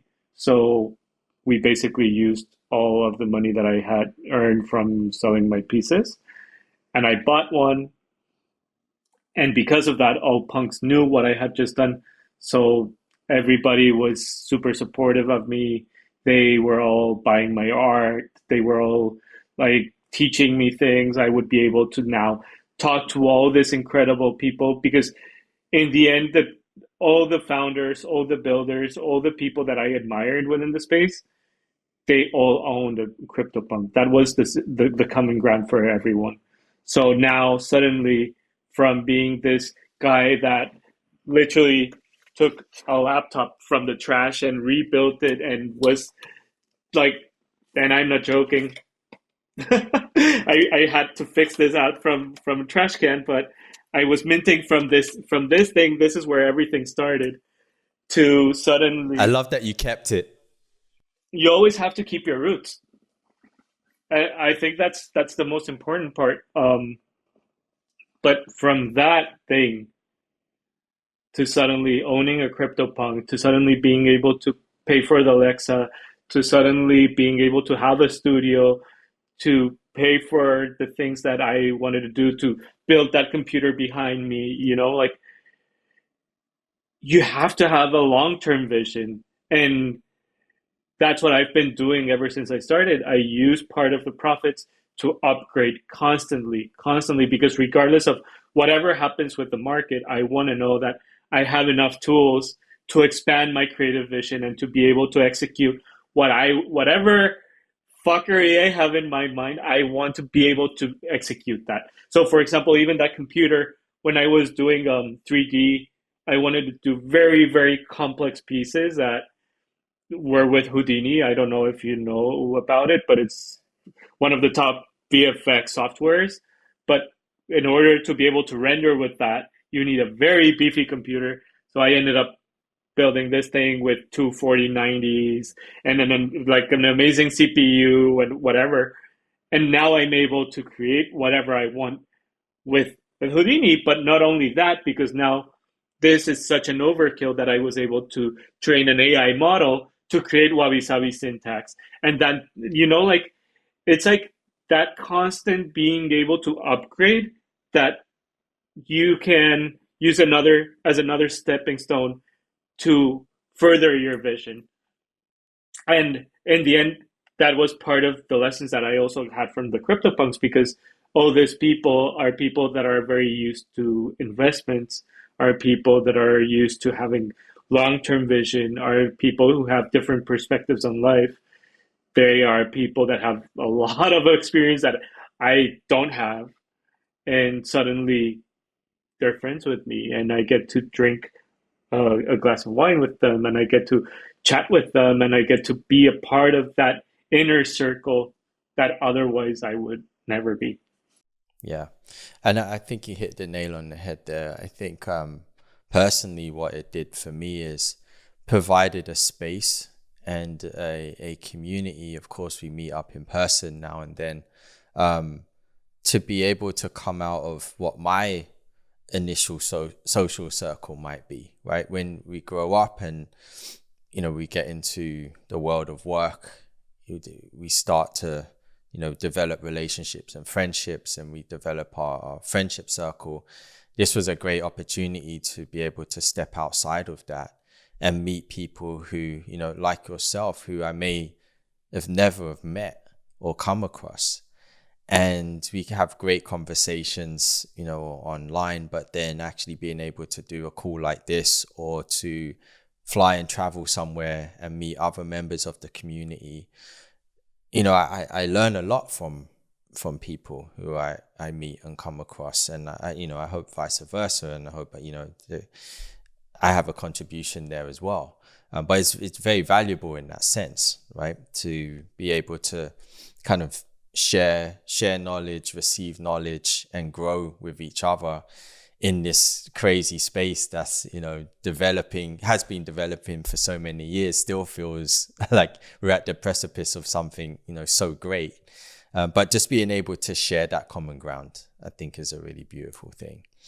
And on that topic of like sharing wisdom and knowledge, if there was like a younger artist coming into this space, or somebody who doesn't really have an understanding of how to get started, are there any like tools or places where you would point somebody to get started?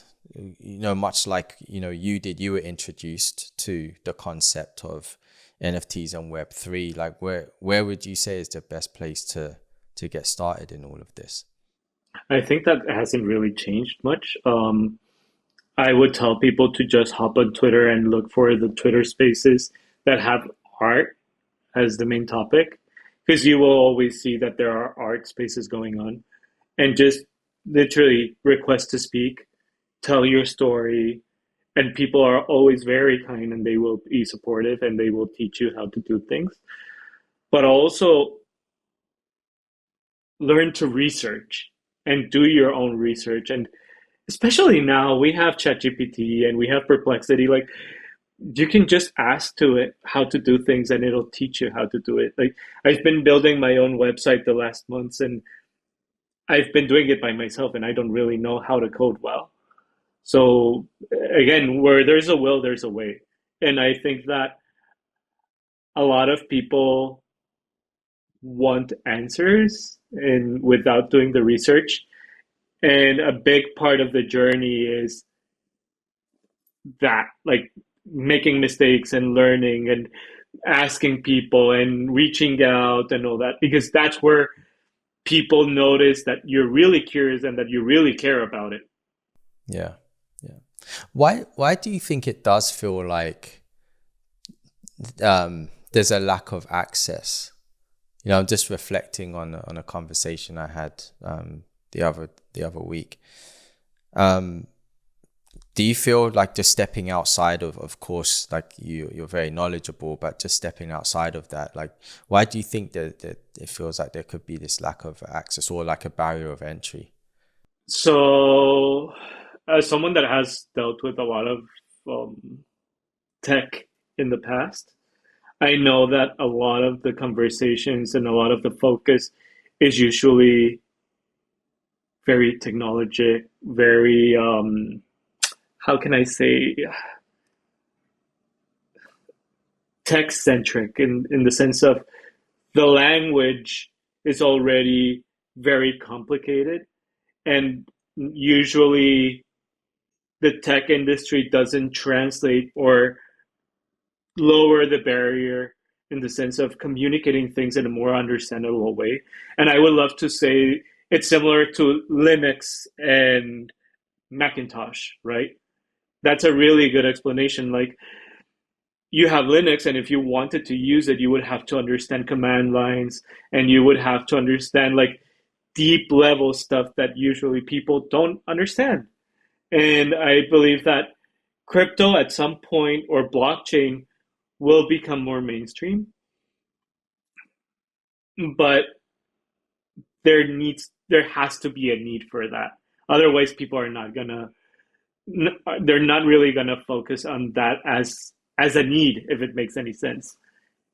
Because right now they're focused on building, they're focused on creating apps, they're focused on creating on building the speed of the on making better speeds for the network, on optimizing, on all this other stuff. So suddenly, if you come to these people and you try to tell them like, hey, we need to be able to translate all this to someone that's the age of my mom, they're going to think that it's a waste of time, because they could be using that time to build other things that for them are more relevant. So I believe that a big part of making all these people understand the space is through this kind of podcasts and this kind of conversations where we're able to, this people like you and I that understand how to take all this technological verbiage and abstract it and put it into more mortal words. That's where people are able to connect even deeper. Yeah. Which is why I wanted to like have this conversation with you, because there is a human side. Like the technology can feel like a quite a heavy barrier of entry, right? There's a lot of, if you don't really understand it, it could be quite off-putting, because it's the terminology and just like, you know, some of the conversations, it does go there. But I just really did want to tap into like your human experience with everything and just kind of highlight the goodness that is actually there. And you were somebody that, you know, didn't understand this from the beginning. And like we were saying before, someone took the time. So, you know, I think, you know, I was going to ask you what could we do to help with that? But you kind of answered my question. It's just talking about it more and maybe going below the surface a bit more of like how this can impact your life positively, and sharing these stories, I think is really important. So thank you for, you know, coming on and being willing to be so vulnerable and share your experience in the way that you did. I know a lot of the conversations about maybe where you've been and what you've experienced are quite difficult to bring back up. So, you know, thank you so much for doing that and sharing the positive sides and also some of the sort of darker places that you've been, and being able to lift yourself up out of that. And I'm really glad that you're here and being able to tell this story, and hopefully it touches somebody else in return. And I do have a question that I ask every one of my guests. And so, you know, for you, it would be, what does it really mean for you to be a artist in this space and somebody that is well respected? I won't use the word like leadership. I think it's more, you know, I'm sure some of the conversations you have, it's like a guidance and a mentorship. What does that mean for you to have this position now in this space that we're in? It makes me feel responsible, because it's part of the reason why I also acquired the CryptoPunk, because I believe in the space and because I believe that digital art is going to be very relevant in the very near future. And I want to be a part of that history. I want to be a part of what's brewing. And that doesn't happen only through making sales. That happens by building. That happens by getting a reputation. That happens by being consistent every single day. That happens by building connections. That happens by supporting other people. That happens by becoming a way better artist every time, like bettering yourself. Because in the end, when this snowball really becomes what we know that it will, you and I will be in that history of what happened in the beginning. And we've seen it with CryptoPunks. We've seen it with CryptoPunks. We've seen it with the great book that both of us have here in the background that Natalie made. Like, we see all those conversations that CryptoPunks had early on, right? Like, we are part of that. And as you said, with that becomes the responsibility. And I think just shedding a light and kind of amplifying the positivity around it. And yes, I mean, so many people have gone before us, right? In such a really a compressed amount of time in the grand scheme of things. And I'm just really anticipating and just interested where all of this is going to go, but really happy to be part of it. So again, Derech, thank you for sharing your valuable time with me today. I know, what time is it for you now? It must be about 5 o'clock. I have no clue. It is, yeah, 5. Yeah, 5. All right, good. Yeah, I'm glad. I'm starting to understand the time differences now. I'm working it out to get our conversations going. So thank you again, and I look forward to putting this out and seeing the response, and hopefully it demystifies a little bit more of this technology. So thank you. Thank you so much for inviting me. This was a pleasure, and keep on doing this, man. I love your podcasts.